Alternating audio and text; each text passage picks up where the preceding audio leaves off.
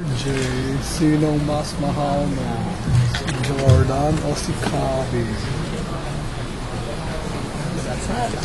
Hindi ka lang, nagkatawa ako. Uy, huwag kang ganyan, nagkukuha ako eh. A pleasant good afternoon to all. Yeah. Ganda ba talaga I'm here kanina now to? to present our thesis entitled Thermal Imaging Measurement System Applied on Electronic Circuits. Our group members are composed of Barry Henry Baiza, Dean Christian Braza, Paul Erwin Cantos, Ramon Jaime Valera, and myself, Ramon Rajin Tintiman III. As an introduction, I would first like to give you a brief description of our system, or a brief background. Temperature measurement of electronic circuits is one of the most important aspects in electronic circuit design.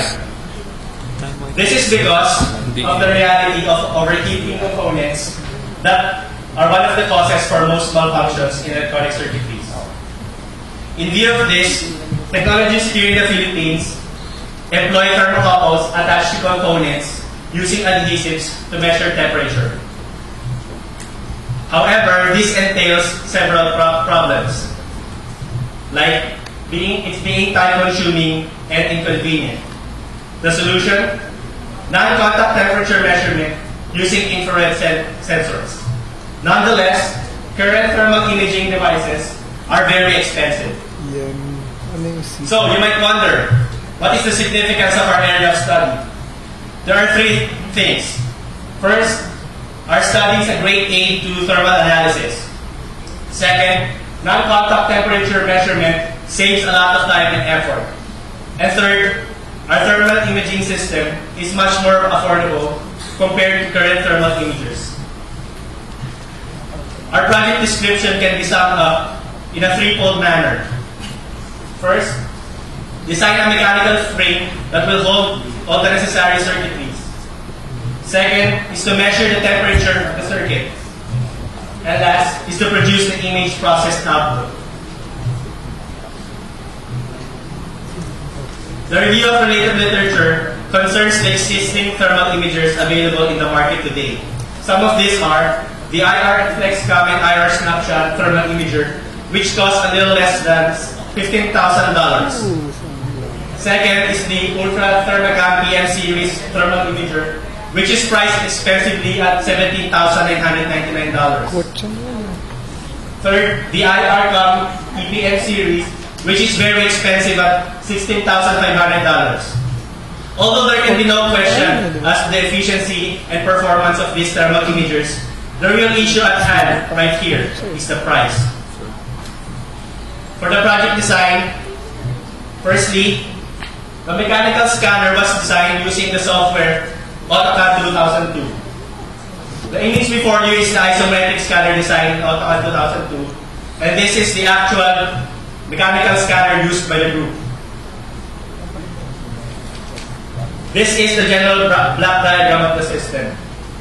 The PC right here stands for the computer software used by the group.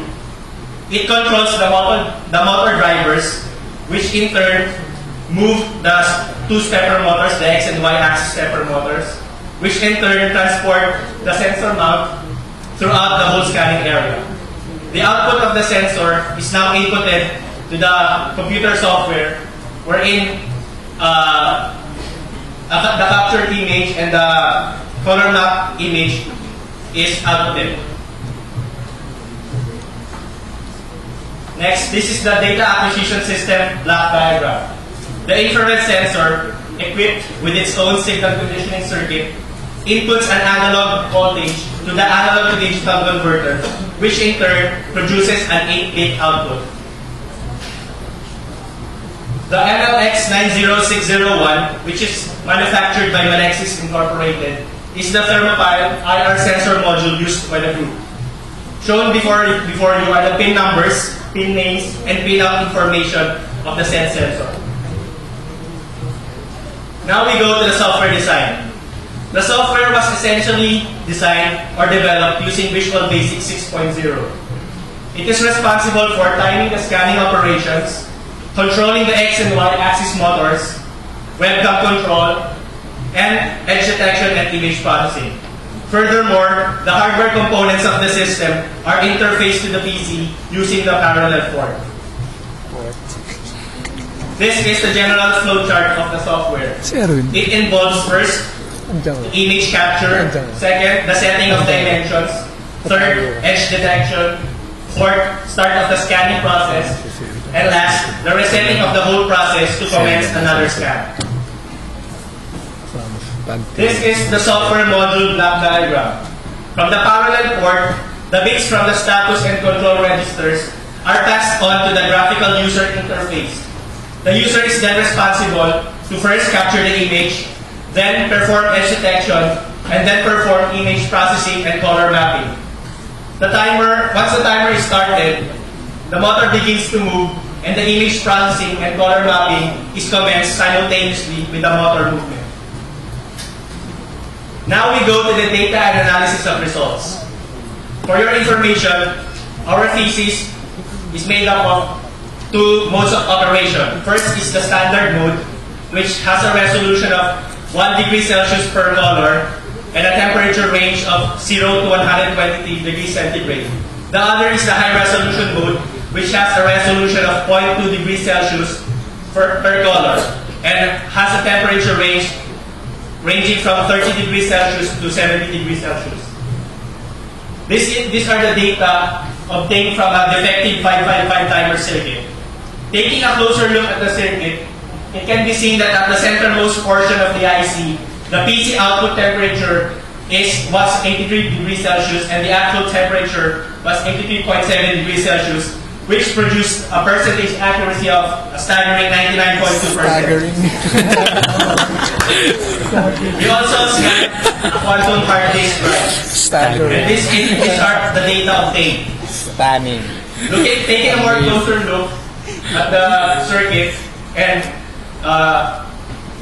scanning the three ICs, the PC output temperature and the PC output temperature and actual temperature, the percentage accuracies that were obtained were 95.3%, 95.5%, and another staggering 99.1%. Kinukuha ng course si RJ.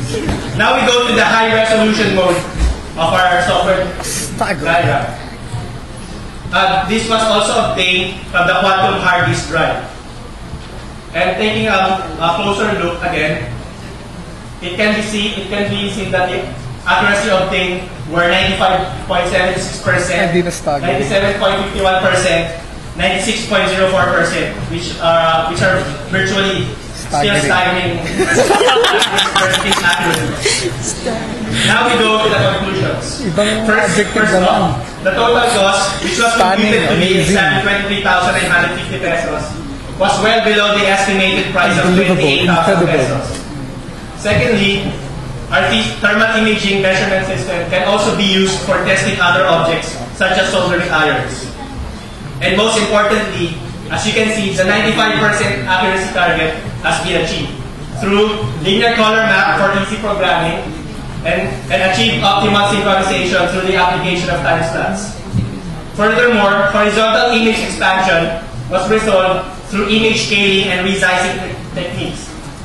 In addition, sensor calibrations are needed to obtain accurate results. Also, adjusting the tolerance factor in the edge detection process. The recommendations and future directives include, first, using a faster sensor or an IR sensor array for smaller scanning time. A resolution less than 1/4 inch must also be employed. A three-dimensional scanning should also be utilized. And lastly, a larger scanning area must be used. Thank you, and we are now open for questions and further clarifications. Staggering.